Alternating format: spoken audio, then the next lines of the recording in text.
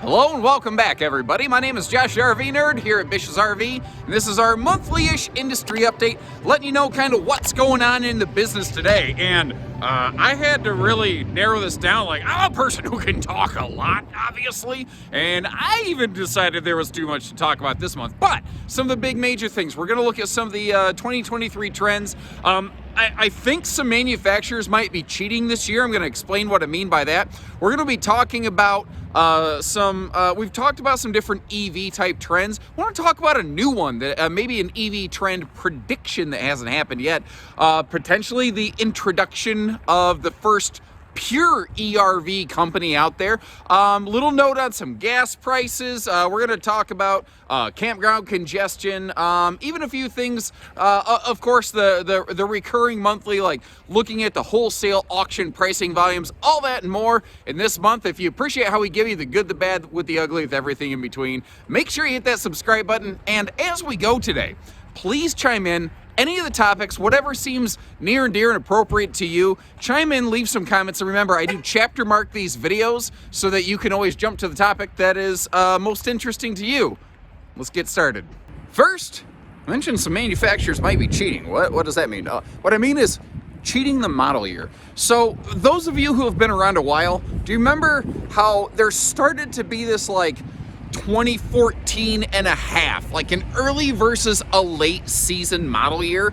Well, it started to get pretty egregious, and some manufacturers were jumping a model year so far ahead. Like, I remember one year, it was 2012, and we had a 2014 unit in stock in like December. That obviously is ridiculous and shouldn't happen. Well, it was allowed to run rampant for a long time until enough dealers finally spoke out about it that manufacturers all kind of made a general agreement with RVDA, the governing body of the RV industry, who basically came out and said manufacturers need to have like one major model change a year. They need to kind of stick to their guns, and then they can do another big one next year. You're allowed little revisions mid-season, things like that. But what I'm getting at is everyone kind of played ball on that, and then during the pandemic, it didn't matter. Model year quit mattering during the pandemic. It didn't matter if it's a 2019 or a 2021. People are like, you've got a camper in stock with 2 bunks and a toilet, I want it, you know? And inventory was selling so quickly that aged inventory wasn't an issue. Well, things are reverting back to normal a little bit. A couple manufacturers, though, have not been able to generate enough orders to produce enough business to keep their factories running, and they don't want to see their brand fail. So a couple brands have quietly, I've noticed, started releasing some early updated RVs, even shipping them under a 2024 model year.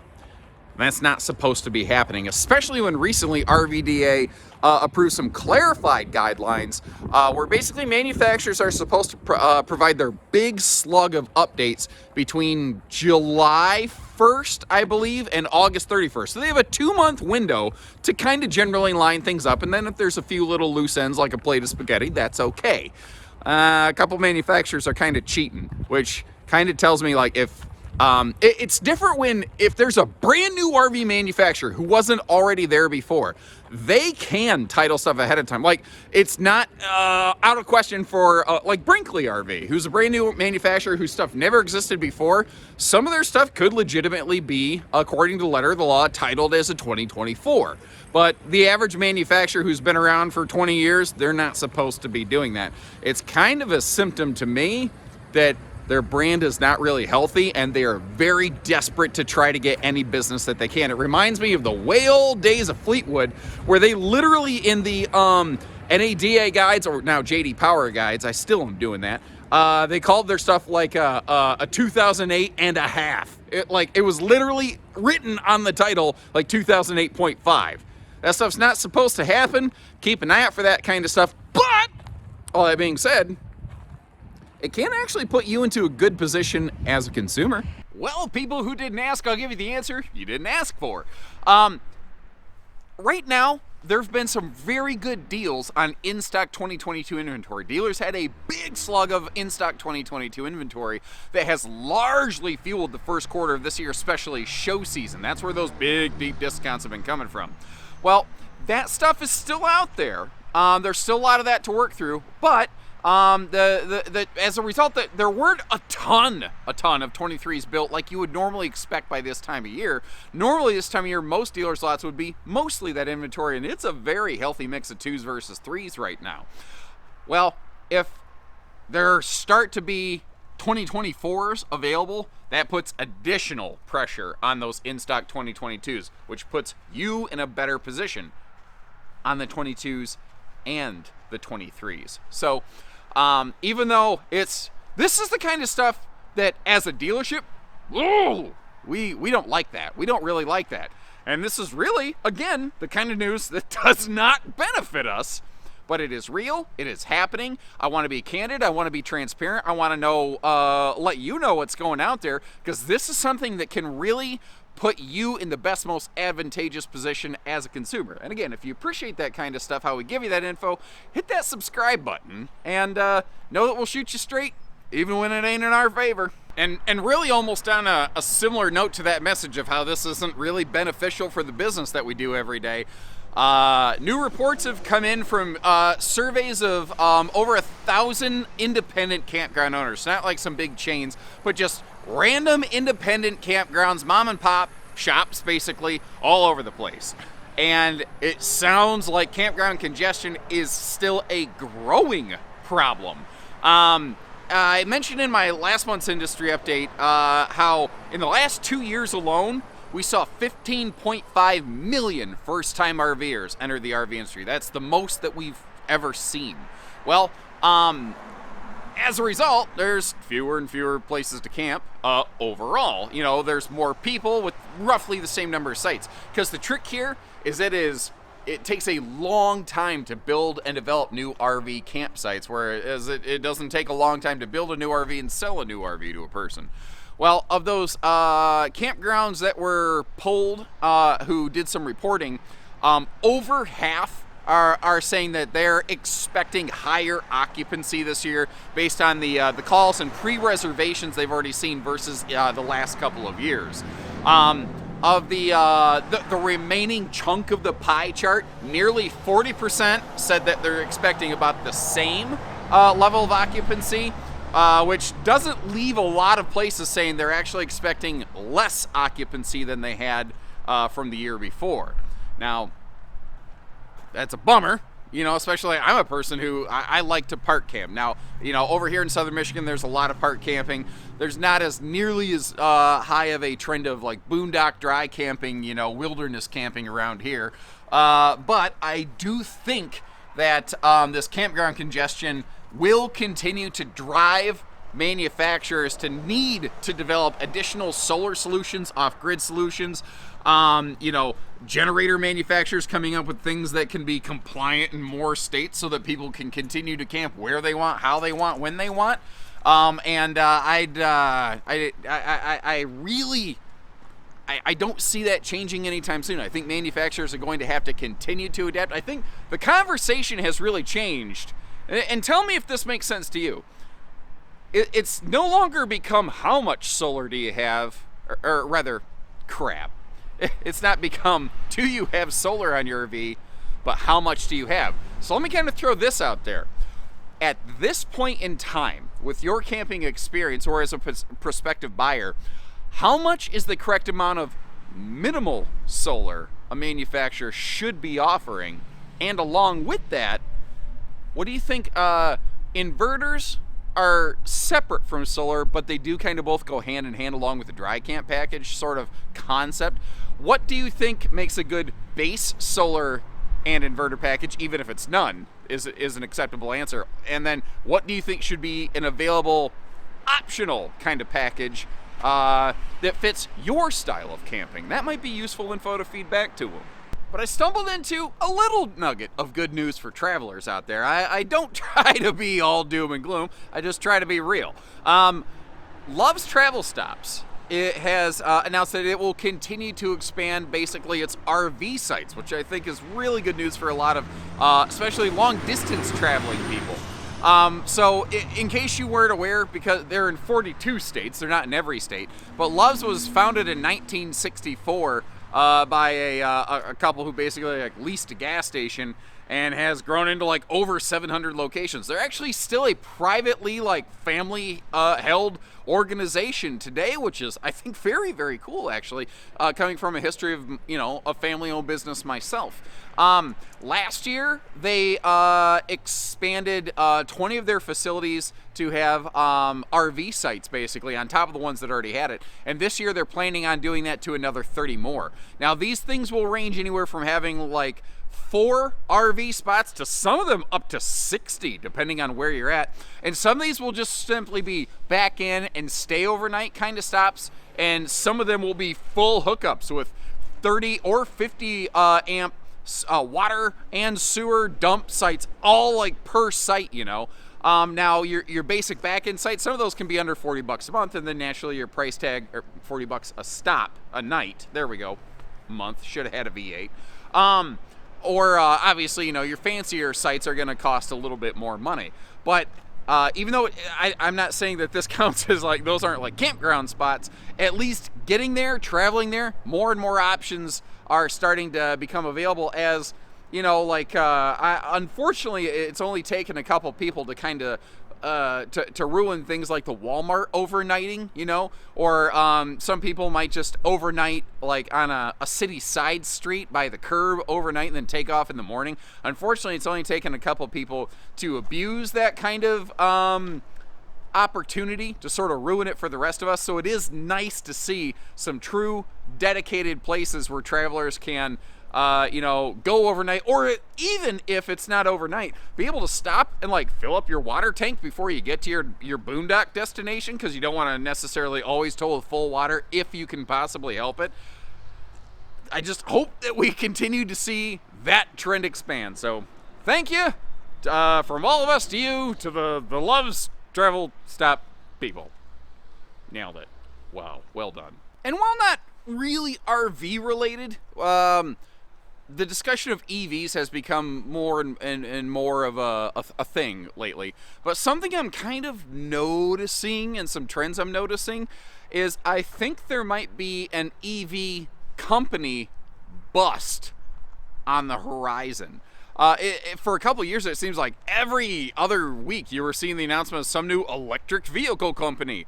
Well, and I mean, according to the movies, we're supposed to have hoverboards, and we're supposed to have holographic jaws. Like Back to the Future Part 2, in a chronological timeline, should have already happened, is what I'm getting at. But in the world of EVs, there have been some big lofty promises that seem to be wildly behind schedule. Like, we were supposed to have 3-wheeled all-electric vehicles that were fully self-sustained and required no external charging or anything like that. We're supposed to have a lot of things. And these companies are many, many years behind schedule now, and way, way over budget.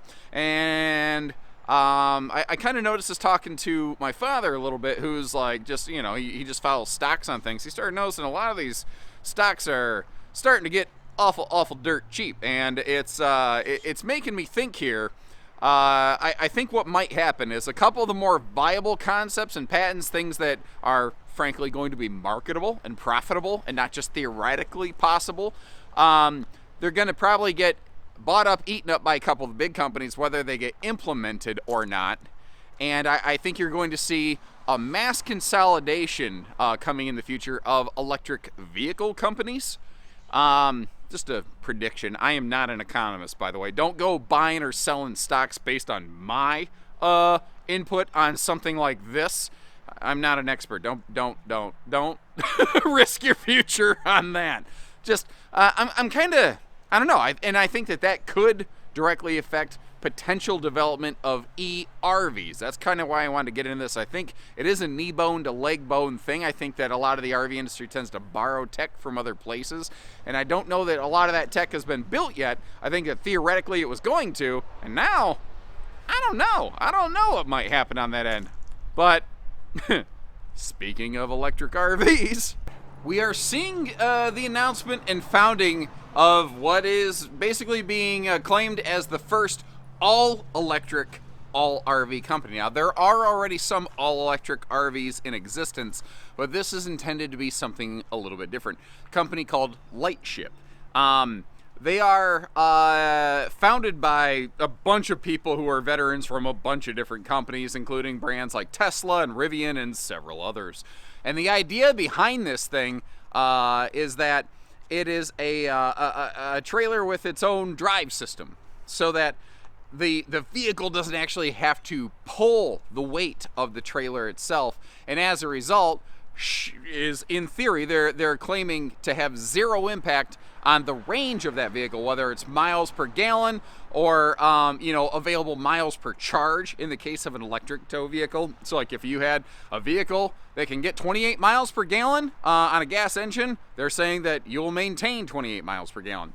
That is an interesting claim to me, because one of the things that tends to happen, like let's say you've got a 3/4 ton truck and you get like an 800-pound tiny little pop-up camper behind it, you will still see a significant drop in your miles per gallon because you're breaking the factory wind signature. Automotive manufacturers spend a lot of time tuning the aerodynamics of their vehicles so that they are enduring as little drag as possible to keep their miles per gallon as high as they possibly can for a variety of reasons.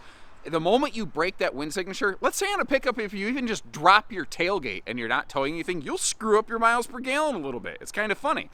Well, I get that the trailer on a Lightship would have its own drive system, but you're still messing with the wind signature of a vehicle, and I don't know how they can accurately predict the incoming wind signature coming off any tow vehicle.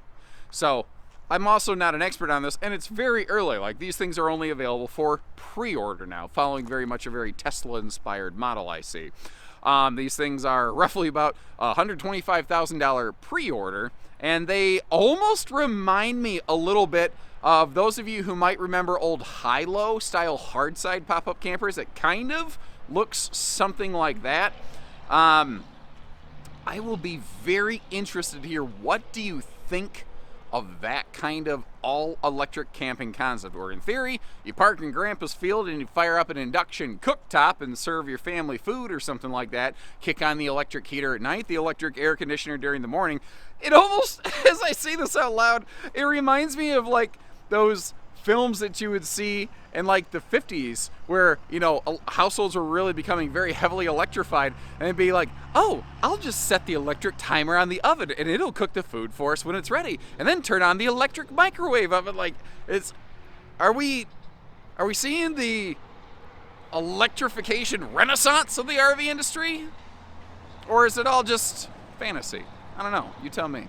And I don't know if this next thing qualifies as good news or bad news, and I don't know that it necessarily has to qualify as either. Sometimes it's just information. Basically, despite all kinds of various, in some cases almost roiling economic factors and indicators, fuel prices seem to be holding pretty steady. I kind of expected, I think a lot of people were predicting like $7 fuel, this year, $7 a gallon fuel. And it doesn't seem to be the case. The national average is holding at about $3.60-ish, give or take a little bit. And obviously that can vary greatly depending on your specific region. Fuel tends to be a little cheaper here where I'm at in small town America, and in big cities, I'm sure it runs a little bit more, But I think that's good news in the fact, obviously, it's not going up. I think $3.60 a gallon is still a little bit prohibitive for a lot of people, which is why I don't necessarily know that it's good news overall. I do think, though, there is something to be said for steady kind of trends in terms of fuel pricing, at least in a market that has seemed so unpredictable. Seeing something that is somewhat consistent and predictable, at least I find a little bit of solace in something like that. But I would be kind of curious, let's say it does hold at that, $3.60 a gallon mark. How does that factor into your summer and fall travel plans? Is $3.60-ish a gallon a point where you're like, I can still go out and I can take my family long distances? Or are you going to stay more local? Or would you rather maybe try to go to something like a park-type seasonal site? Or is that kind of hitting you at a spot where you go, I don't know, Martha, maybe it just ain't in the cards for us this time around, you know? Leave me, whether it's good or bad, I'm trying to be fair with you. Leave me some info, let me know. And now, not one, but two big tips of the cap to Jayco RV. First of all, recently here, they announced the opening of their 5th PDI center. And what this means is now the entire Jayco family of RVs will enjoy a 100% PDI. Now, what this means is, so Jayco is a company that is a parent company over things like Integra, Starcraft, Highland Ridge, and previously their 4 PDI facilities, when something was built, they were trying to go through a pre-screening process for most of the stuff they built, but they couldn't get to everything. Well, now with this 5th one, that means that every single unit they build under any of the Jayco-owned families in both their Indiana and Idaho-based productions are all now going through a PDI screener. What that does not mean is they're now creating perfect RVs. I've never said any manufacturer creates perfect RVs. I've never said that Bish's RV is perfect. I'm not perfect. I make mistakes all the time. You've seen several of them already in this video, I'm sure. My point here is I'm going to give credit where it's due, and I'm going to acknowledge a manufacturer who's at least doing something to try beyond just cranking out more campers every day. Because the fact is, most manufacturers still are not doing this. I think right now, Grand Design, I believe Alliance RV, and now Jayco are the 3 major manufacturers, high volume manufacturers, who are all doing some level of pre-screener on every single unit they make. I think that is a very, very cool thing, and I hope to see more manufacturers continue to do that, and I hope to see as those facilities and staff and processes grow into their positions, that they continue to tighten the screws basically and continue to put out their best RVs yet. But that is only tip number 1 to the old Bluebird folks. Again, with the idea of providing their owners with the best experience, the most peace of mind, the most confidence, the most assistance possible, Jayco has partnered up with NRVTA, the National RV Training Academy, to come out with what they're calling Jayco University. Basically, they've gone through and made right now over 70 and a growing number of heavily detailed walkthrough video tours of things like how to use your water heater, how to hitch a 5th wheel, how to level your RV, how to troubleshoot a slide issue or something like that. These are things, it's sad to me, really.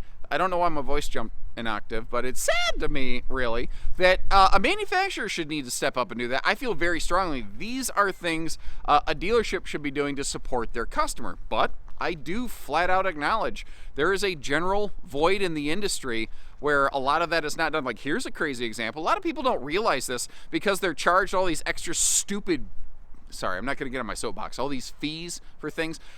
Agreements between dealerships and manufacturers almost always include that the dealership will show you how your RV works and give you a tour to show you those things. A lot of places just don't. And I ain't gonna claim that we're perfect and that we cover every nut, bolt, and widget. We do try to, tailor our orientations to our customers' needs and experience levels. And sometimes if someone is brand new, I don't know that you really necessarily can give them all the information one day. It's too much to take in at one time. But I really commend a manufacturer who is stepping up to help out, to improve the quality of life and experience and ownership for their owners like that.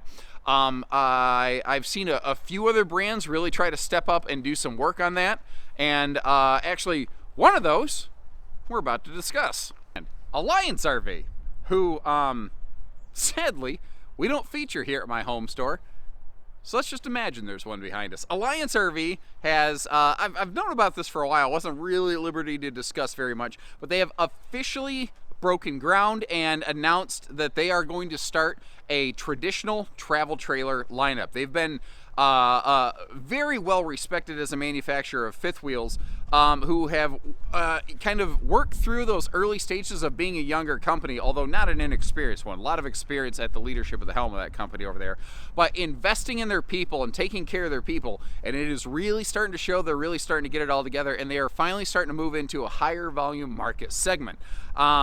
I am really excited to see all of this happen, and especially as I kind of mentioned, they're another manufacturer who I gave them a tip of the hat like later or earlier last year or something like that, where they were one of the very first manufacturers to ever really partner with RVTA and try to put out training resources for their owners out there. And frankly, these are resources like how to hitch a fifth wheel.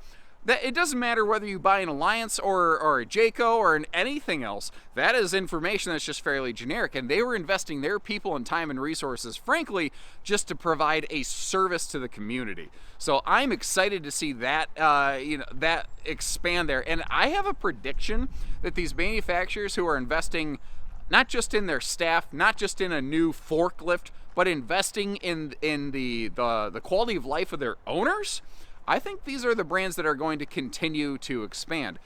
Random, totally unrelated, but interesting fact on Alliance that just kind of hit me really hard earlier this year.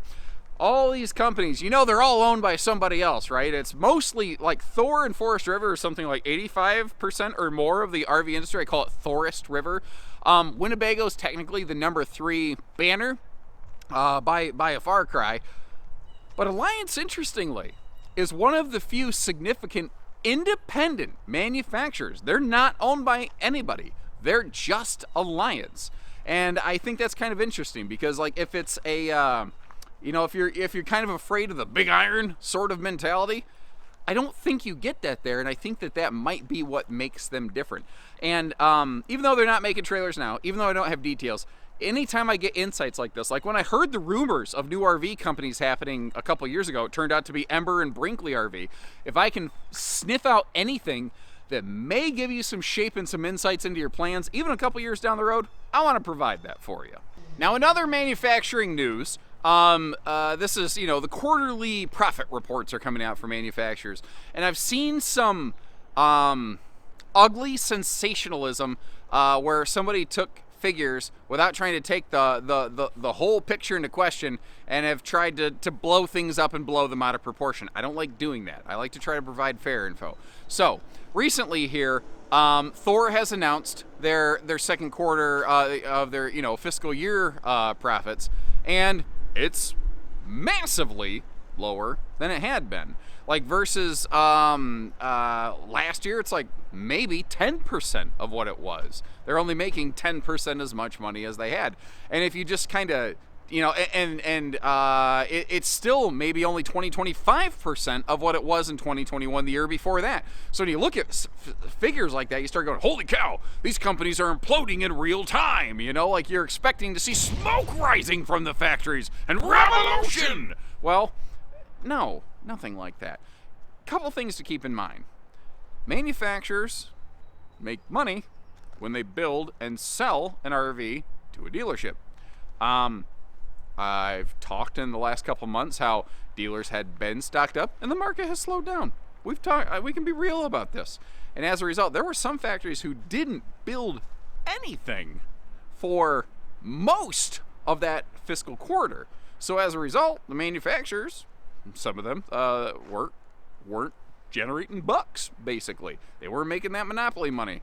Well, that's why it's important, I think, to step back a little bit and get some shape and understanding on those figures. Now, manufacturers are back to business. More manufacturers are building more things again. And I have mentioned that I think some brands are in trouble.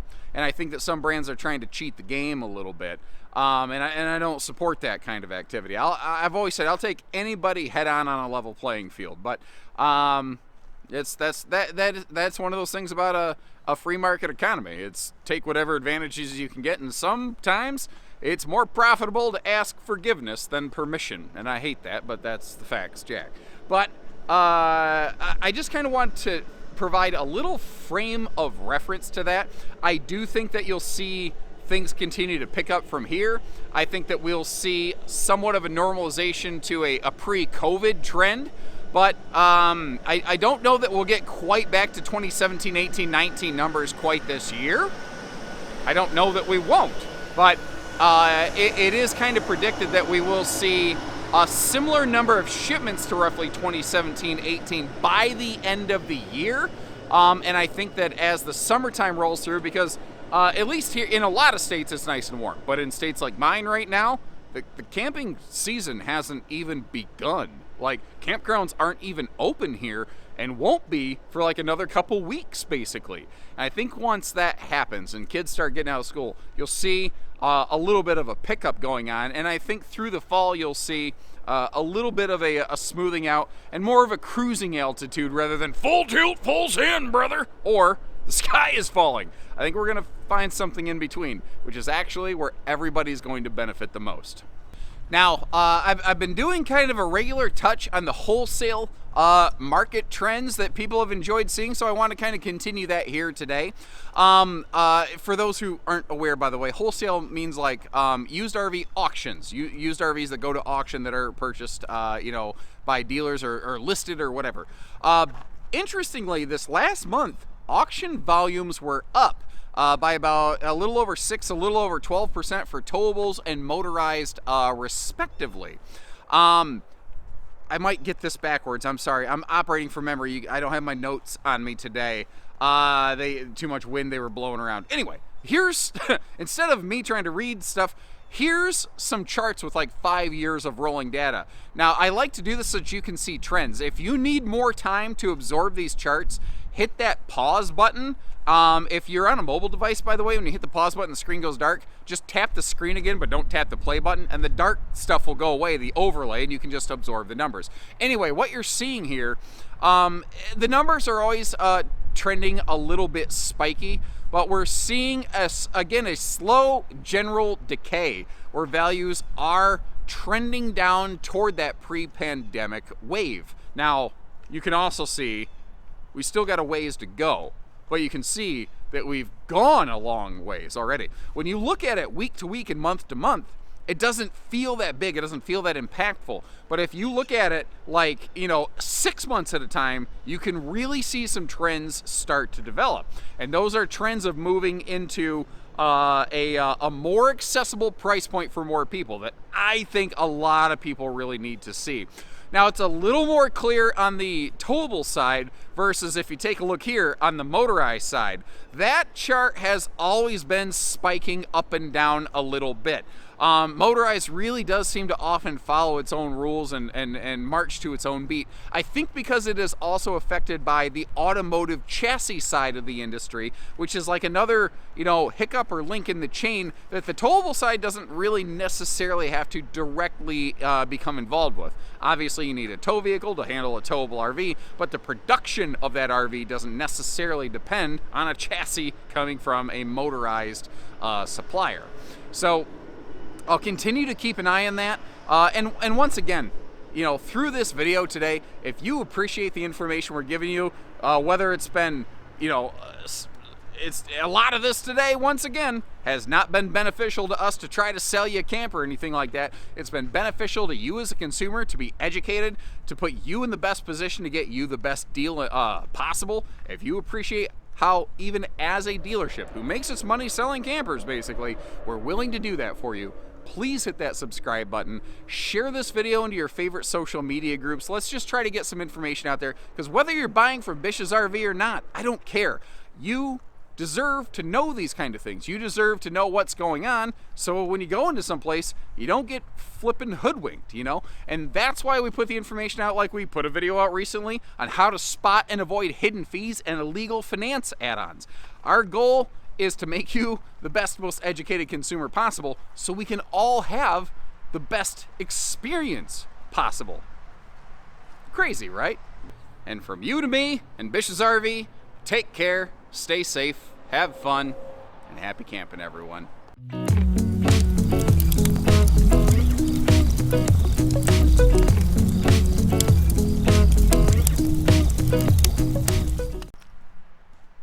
have a good day, sir. You do the same, buddy.